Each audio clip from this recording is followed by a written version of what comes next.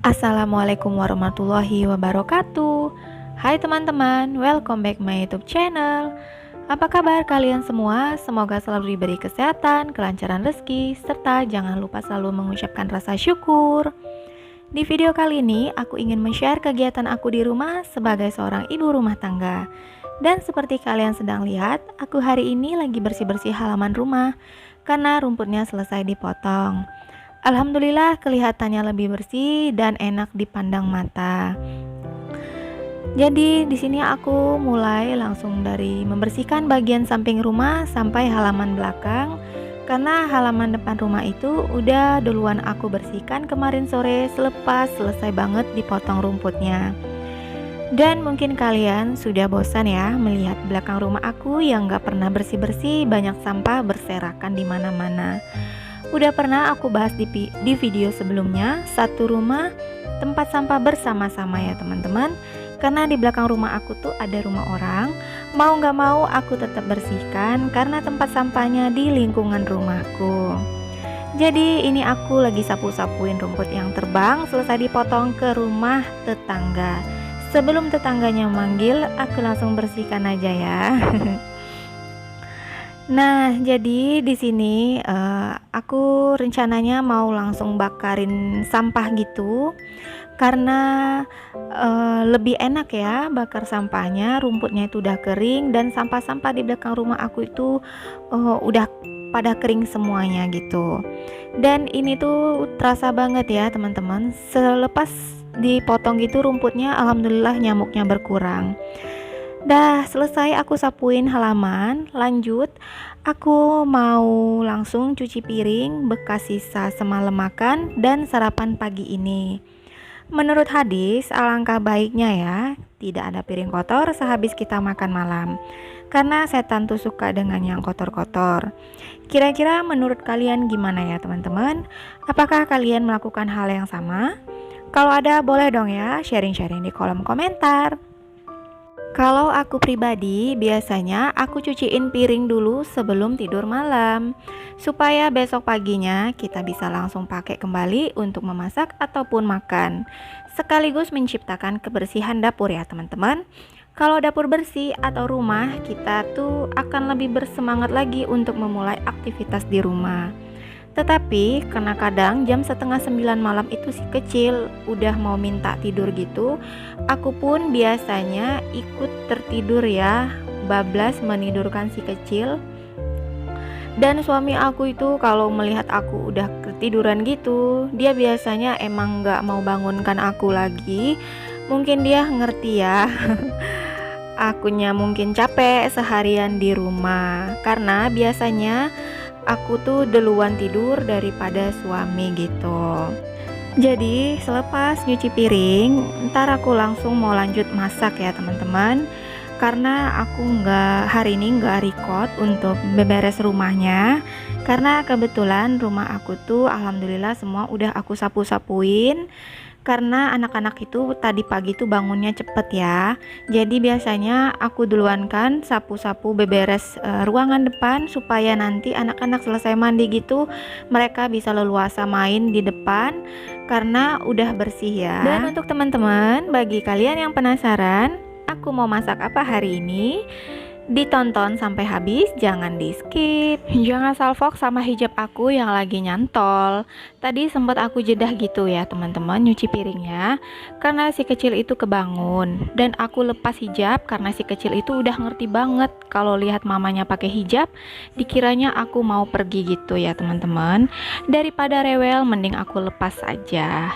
Setelah si kecil itu udah asyik main dengan si kakak, aku lanjut lagi nyuci piringnya. Dan setelah itu aku langsung lap-lapin aja wastafelnya sampai kering, supaya aku bisa meracik sayuran di sini. Kalau aku meracik sayuran di meja makan seperti kejauhan gitu teman-teman. Apalagi aku suka kalau lagi meracik sayuran dekat dengan air ataupun kulkas, jadi lebih dekat kalau membutuhkan sesuatu gitu ya. Nah ini aku tuh dikasih mangga dari tetangga aku. Sepertinya mangganya itu udah masak, tapi kulitnya itu masih hijau gitu ya teman-teman. Dan itu alhamdulillah mangganya enak, manis. Sepertinya itu mangga madu gitu ya teman-teman. Dan aku lanjut bersihkan meja makan karena ada sisa-sisa sambal gitu ya teman-teman. Nah jadi ini aku sambil gendong si kecil ya teman-teman, karena lagi dirusuin sama si kakaknya. Sebelum memulai memasak sambal atau sayur, biasanya aku tuh masak nasi terlebih dahulu teman-teman. Takut ntar kelupaan ya.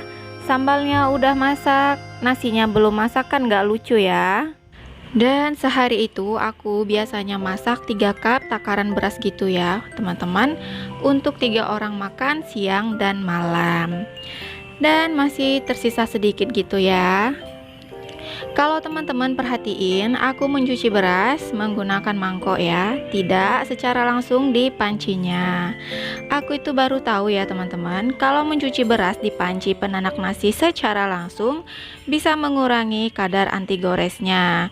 Jadi itu di kemudian hari itu baru bakal terjadi ya. Jadi di panci kita itu bakalan jadi lengket. Nah, jadi bagi aku, karena aku baru tahu, tidak ada kata terlambat untuk mencoba memulai hal yang baru. Nah, tadi tuh pas aku mau mulai memasak, aku lihat sapu dan kain pel tuh kotor gitu ya teman-teman.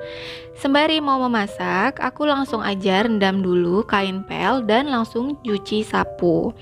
Kenapa aku cuci sapu? Karena sapu ini biasanya aku gunakan untuk menyapu karpet selain untuk nyapu lantai. Jadi kalau udah kotor gitu, aku langsung aja cuci sapunya. Alhamdulillah kelar cuci sapu, waktunya memasak. Ini aku lagi keluarin bahan-bahan dari kulkas yang mau aku masak. Abaikan ya kulkas aku yang gak ada sekat-sekatnya teman-teman. Ini kulkas umurnya udah tua, dan dulu itu pas orang tua aku baru memulai usaha frozen, nyimpannya di kulkas ini. Karena bebannya terlalu berat, alhasil sekat-sekat kulkasnya pada berpatahan gitu. Jadi sampai sekarang belum dicari penggantinya ya. Kata-kata orang dikasih kaca takutnya juga nggak kuat. Jadi suami saranin beli yang baru aja. Tapi aku belum mau karena dananya itu masih pas-pasan banget. Tunggu ada lebihnya aja, insya Allah beli yang baru. Jadi hari ini tuh aku mau memasak jantung pisang. Alhamdulillah ya teman-teman, aku tuh dikasih jantung pisang dari tetangga. Jadi samping rumahku yang tadi aku sapu tuh ladang orang. Lumayan banyak pohon pisangnya dan lumayan serem juga ya kalau malam-malam. Jadi setiap orangnya ke ladang kalau ada jantung pisang yang udah berbuah gitu, pasti selalu ngasih ke aku ya, karena dia tahu aku itu bakalan mau lahiran. Jadi dari aku mulai habis lahiran sampai sekarang, aku tuh selalu dikasih jantung pisang. Dan sebelumnya aku juga udah pesan, karena aku pernah lihat si tetangga aku itu buang jantung pisang, jadi aku kasih tahu aja, daripada dibuang mending dikasih ke aku, karena aku lagi menyusui. Bagus juga kan makan jantung pisang untuk ibu menyusui. Dan itu memang terbukti ya teman-teman, setiap habis makan jantung pisang, air susu aku tuh kayak lebih banyak gitu teman-teman. Nah jadi jantung pisang ini tuh aku masak ditumis aja, dan aku kasih ebi sedikit biar enak rasanya. Jadi sebelum aku tumis, biasanya aku rebus dulu ya untuk menghilangkan getahnya. Dan selain jantung pisang, aku masak ikan sambal, dan cabenya itu aku tuh dapat cara dari Bunda Twin ya teman-teman. Jadi sebelum digoreng itu direbus dulu teman-teman. Aku penasaran gitu kan, pengen cobain seperti yang Bunda Twin itu masak. Jadi setelah aku coba, dan ternyata alhamdulillah emang enak ya rasa cabenya gitu. Jadi kemungkinan seterusnya aku akan rebus dulu cabenya kalau mau buat sambal lagi. Jika kalian penasaran dengan cara-cara memasak Bunda Twin, boleh ya silakan mampir ke channelnya. Ini aku terapkan nama channelnya. Lanjut di sini setelah cabenya direbus, aku langsung goreng aja ya teman-teman. Sembari aku kasih bumbu seperti garam, micin, dan sedikit reko. Sambil aku nunggu cabenya masak untuk digoreng, ini aku langsung tumis aja bumbu untuk masak jantung pisangnya. Di sini aku menggunakan cabai hijau, sedikit cabai merah, bawang merah, dan bawang putih, dan sedikit ebi.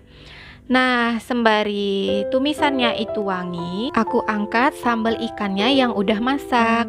Jadi di sini sambal ikannya itu aku nggak pakai campur-campur teman-teman, karena aku pengennya ikan aja seperti ini. Setelah tumisan bumbu untuk jantung pisangnya sudah wangi, jadi aku langsung masukin aja jantung pisang yang sudah selesai aku rebus. Baru begini aja itu udah kecium ya, aromanya tuh enak banget teman-teman. Jadi bagi kalian yang pengen coba, silahkan coba. Jangan lupa dikasih garam, micin supaya rasanya lebih nikmat. Karena asik cerita, aku mau sapa dulu nih. Hai teman-teman, hai mom bunda hebat semuanya. Terima kasih banyak ya telah menonton channel aku yang isinya selalu share kegiatan ibu rumah tangga. Dan bagi kalian yang baru menemukan channel aku dan nonton videonya, jangan lupa tinggalkan jejak, di like, komen, serta klik tombol subscribe. Hidupkan notifikasinya agar kalian tidak ketinggalan jika aku upload video terbaru. Alhamdulillah wa syukurillah, aku udah kelar memasak. Bisa memasak makanan seperti ini aja udah membuat bahagia ya, dan mengenyangkan perut. Itulah tanda kita harus selalu mengucapkan rasa syukur, karena di luar sana belum tentu ada orang yang bisa memasak dan makan makanan seperti yang kita buat. Jadi segitu aja ya video yang aku share hari ini teman-teman. See you on next video. Wassalamualaikum warahmatullahi wabarakatuh.